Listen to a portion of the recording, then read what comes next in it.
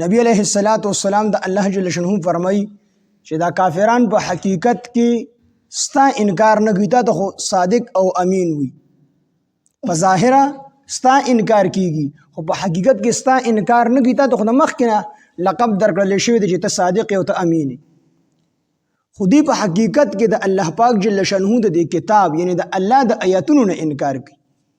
نبی علیہ الصلوۃ والسلام د نبوت نه مخکې خو ټول ورته صادق او امین وي، بلکې تر دې پورې رسول الله صلی الله علیه وسلم خلق را جمع کړل او ورته وفرمایل چې اے خلکو کو زه تاسو ته ووایم چې د دې غر د شان یو لښکر راتلونکی دی او په تاسو باندې حمله کول غواړي، تاسو به ومنئ. ټولو په یو اواز باندې وي بالکل مونږ به ومنو، تا چېرته دروغ نه دی ویلي، ته صادق یې او ته امین. نو بیا ورته اوس دا ومنئ چې لا اله الا الله، چې د الله نه علاوه بل هیڅوک معبود نشته دی او محمد صلی الله علیه وسلم د الله رسول وي. دا ومنئ. نو ټول لړومبي گزار په ابو لهب وکړو. نبی علیہ الصلوۃ والسلام مخ مبارک له گزار ورکو. نبی علیہ الصلوۃ والسلام خاموشي اختیار کړل، جواب ورنکو. الله جل شانه چې کوم دی جواب ورکړ، تبت یدا ابي لهب وتب. دا سورۃ نازل شو، په دې کې ابو لهب ته کوم دی خیری شي.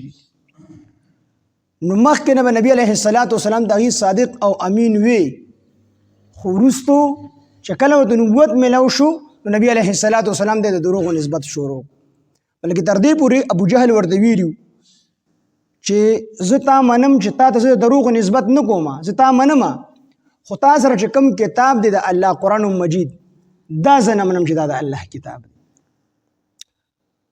نو د دې وجې نه الله پاک جل شانه ته فرمایي چې مونږ ته پته ده چې دی تا غمجن کوي، دا کافران تا غمجن کوي په دې خبرو باندې. نبی علیہ الصلوۃ والسلام د خپل امت سره بیکچه مینه وه، ډېر محبت او شفقت ورسره، چې نبی علیہ السلام د کافرانو ته کتل چې دا په اور کې سوځي، په دې به خفه کېدو. نبی علیہ السلام یو یهودي جنازه روانه د نبی علیہ السلام سترګو نه اوښکې روانې شو.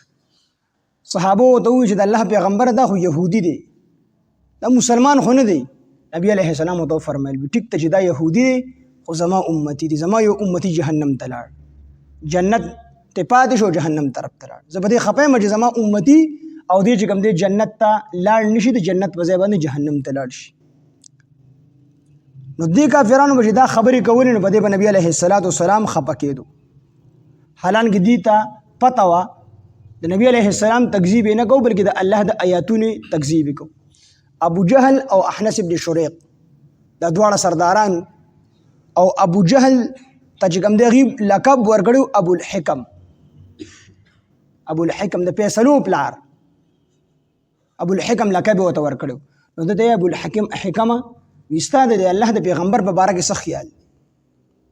ابو جهل په الله مې د قسم وي چې د الله د پیغمبر چې دا په حق باندې پیغمبر دی، وی ته ولې تکذیب کوي، ته ولې چې کوم دی خبره نه مني؟ ابو جهل ورته وی دا مونږ یو قریش شو، خو بنو قصی چې دا زمونږ په هر یو څیز کې مخکې ده، مشري دې سره ده، په حاجیانو باندې اوبه تقسیمول د دې دي، د خانه کعبې چابیانې دې سره دي، هر یو څیز د دې سره دی.